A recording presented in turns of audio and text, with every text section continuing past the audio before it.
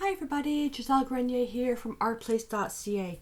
In today's video, we're going to create, although I'm working through the book of backgrounds, I thought I would do something really tiny, really tiny. So it's ATC sized, which is an artist trading card, 2.5 by 3.5 inches. This can be applied though to any size, it doesn't matter. And the experiment today is going to be a few things. I'm going to be using some printed tissue that I did, and I will link that to the video, that we don't have to buy the stuff already printed. And we're going to be using cheesecloth for our texture. And I did one already just to test drying time, and I did this with modeling paste and it took 3 days to dry. So I'm not using modeling paste for this one. I'm going to use matte medium, but the texture is unreal. Very flexible as well. So I did a little one here, and this is just to show you. So I just took an existing ATC that I do these in almost like an assembly line fashion, and I do it like whack loads at a time. And this one here was just painted with the DecoArt metallic. It was copper, then I dried and just threw some gesso on it just to see what would happen. That's going to be for another video, but it's this side that's important. And all I did was on the white, but the white part is I just basically collaged the yellow tissue that I created my print on. So for this exam, I'm going to use the blue, and just to let you know that it does take a little bit of planning for this, depending on the color of your printed tissue. You want to be able to really see some contrast. So this is just the packaging of some protein bars, and so you see how dark that is? Now see how light that is. So you want good contrast because you're going to be putting the cheesecloth on top of that, and then we're going to be adding color. So you want to make sure that you can really see some good contrast. So if we just did the white, the butterfly really pops, and then you can see it really well. If we did the brown, not so much. Okay, let's put that aside. And this is just, let's see, this is 140 pound. I think this is scraps of Strathmore Bristol vellum stock, the stuff I use to do my actual graphite drawings. That's what this is. And I put 2 thin coats of gesso on both sides.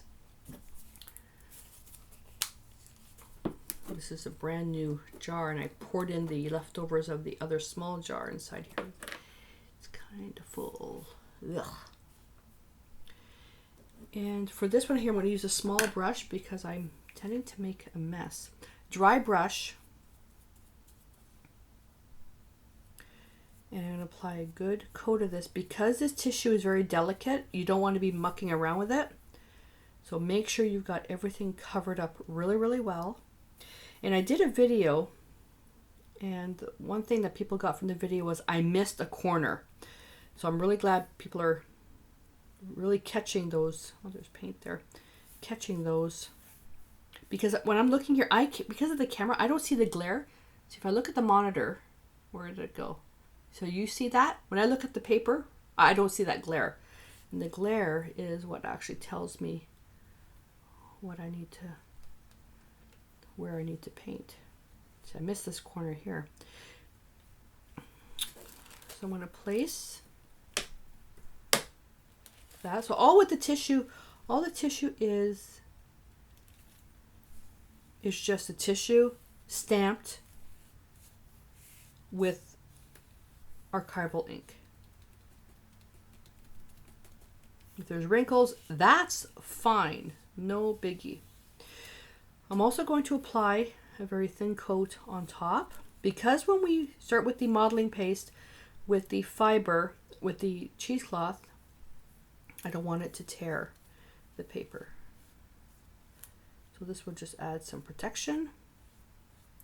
And what you can do too, because I'm working on the unstick no stick mat, I can turn this over and I can just wrap this around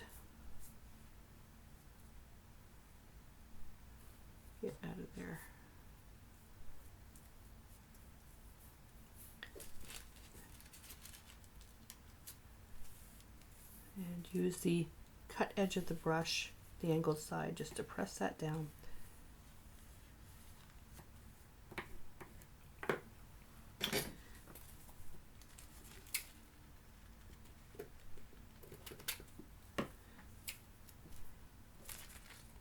Yeah, I'm just always finding different ways of using, and this is bleeding art tissue. You can see the blue coming off.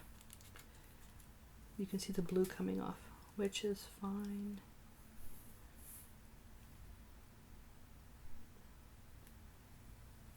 And when I lift this off, I'm going to get some texture as well.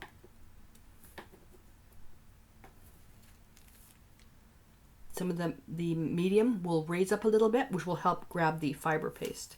Just don't leave it too long on the table.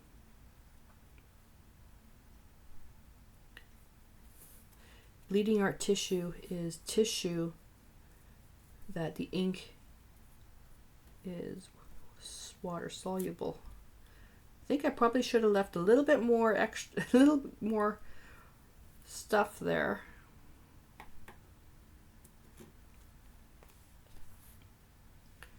Oh, perfect.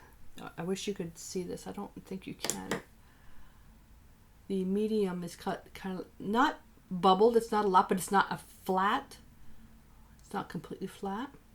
This won't take very long to dry, so what I'm gonna do, I'll just lean that up like that. And put all this away. And clean this up.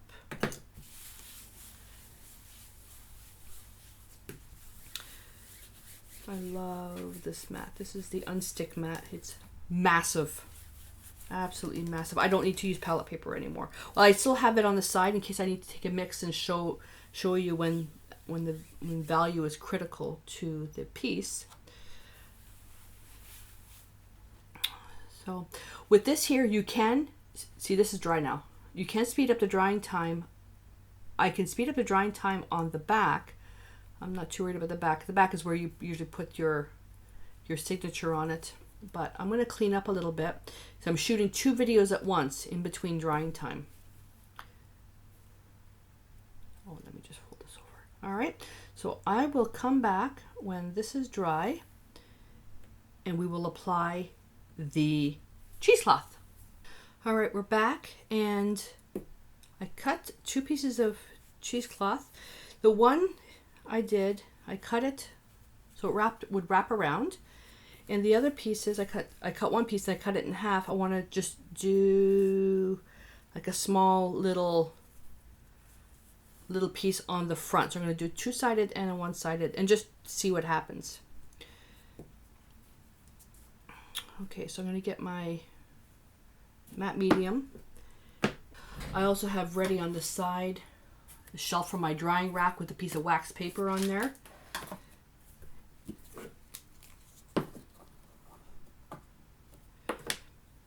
So we'll do this one first. I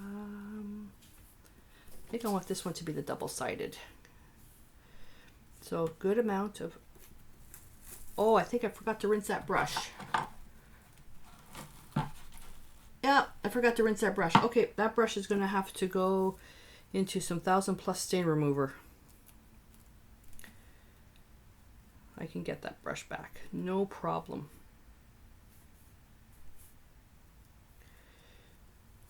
And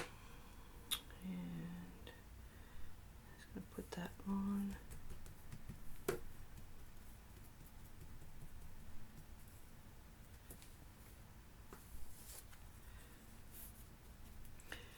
Wrinkles are fine.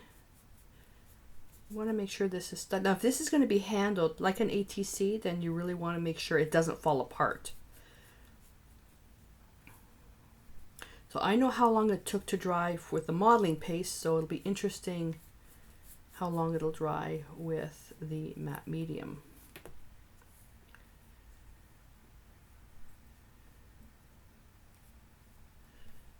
The modeling paste is a really nice feel, has a really nice feel to it.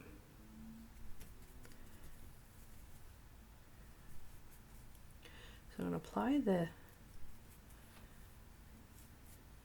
matte medium heavier on the back.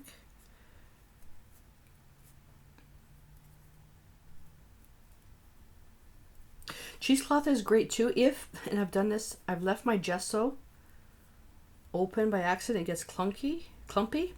You can strain it in cheesecloth.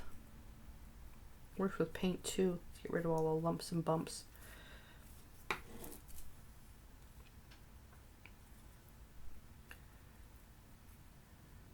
Just making sure everything is sealed down.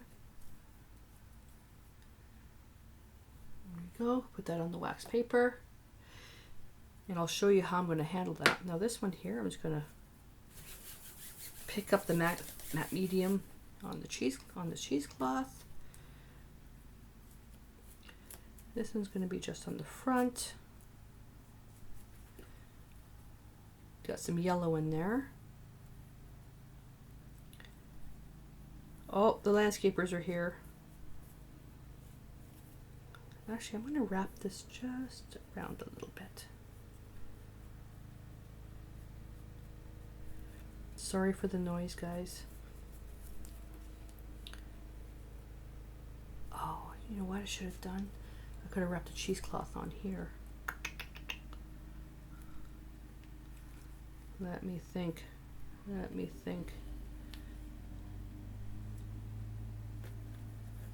Yeah, that'll work.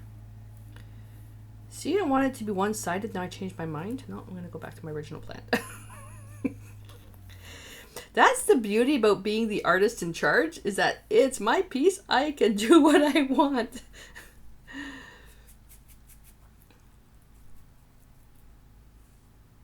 I want that butterfly showing up. Almost like it's caught behind a net, which is a problem. I was thinking of trying to do a piece on bumblebees, but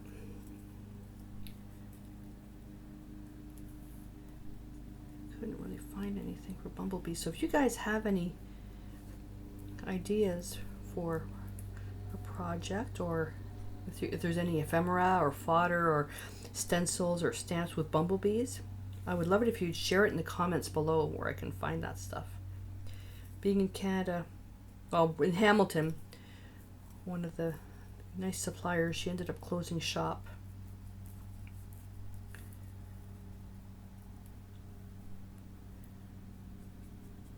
And the only store really left is that big box store, which we all know how expensive they are.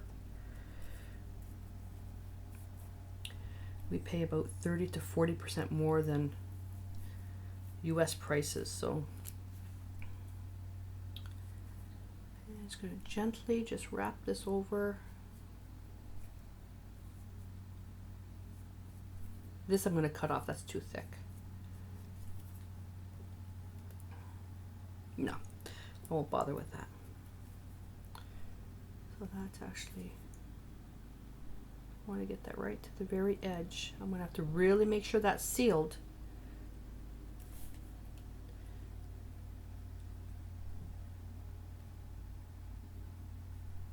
There we go. I know I'm fiddling with it, but I'm just making sure that the one thing I don't want is if I do end up putting this, I'm probably going to end up giving this to one of the girls in my Facebook group, but I don't want her to pick it up and then all the cheesecloth come off. There we go. And that's going to dry completely transparent. All right. So let me put that on there. Now let me just quickly wipe this. I'm going to show you how I'm going to dry them because they're covered on both sides. Put that brush in water.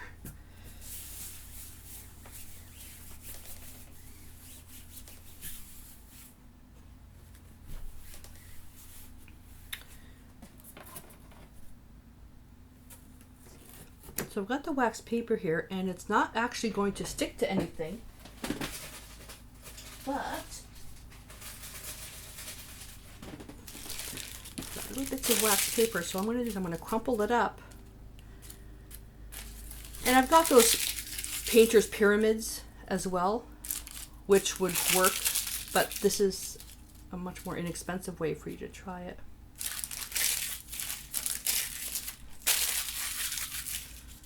And this is wax paper that's been really well used.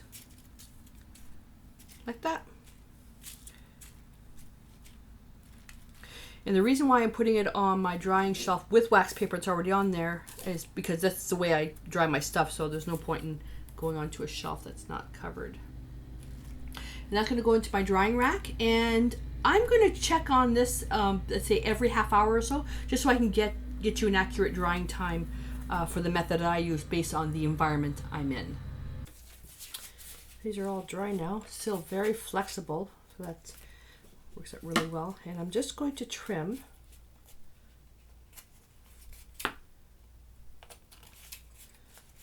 Trim this off.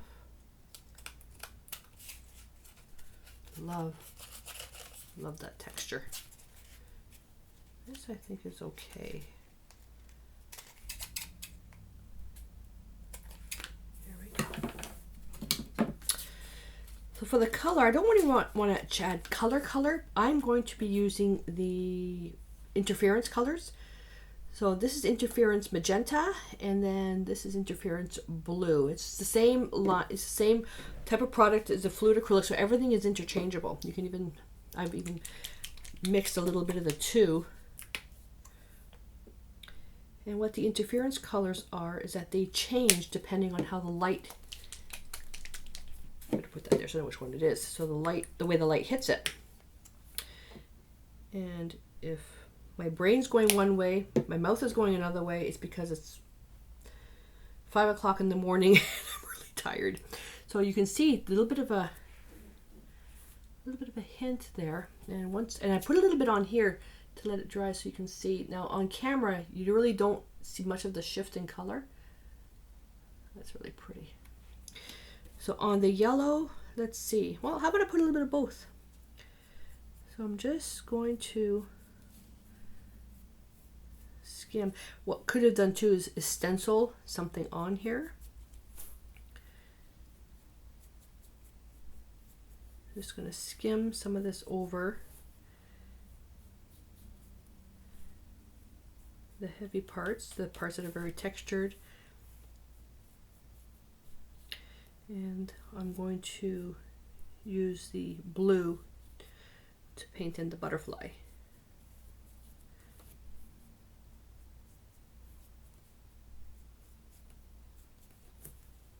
Let's put it heavy here so you can see what it looks like.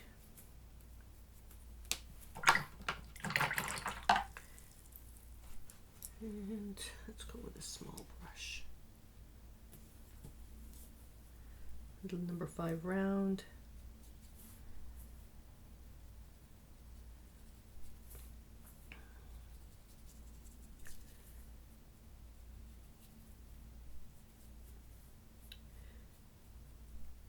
It'll dry. It's almost like an opalescence finish.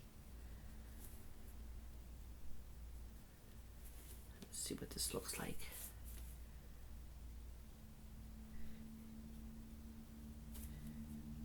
Actually, I shouldn't have put it on that because that's the cheesecloth. I should have just put it on this part here. This is where it's really going to show. Right here on the butterfly. That's where it's really, really going to show. It's going to be beautiful there. Through the cheesecloth, it's got to sink in. So I'm not quite sure how well that's going to show up.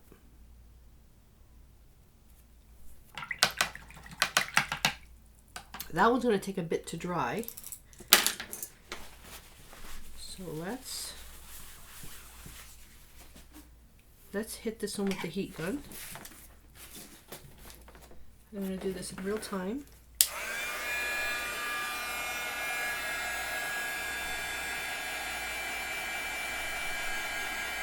Oh yeah.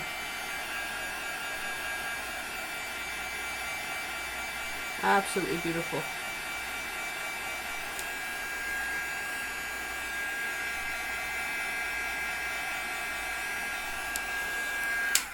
That one's going to take a long time to dry, but I wanted to show you this one.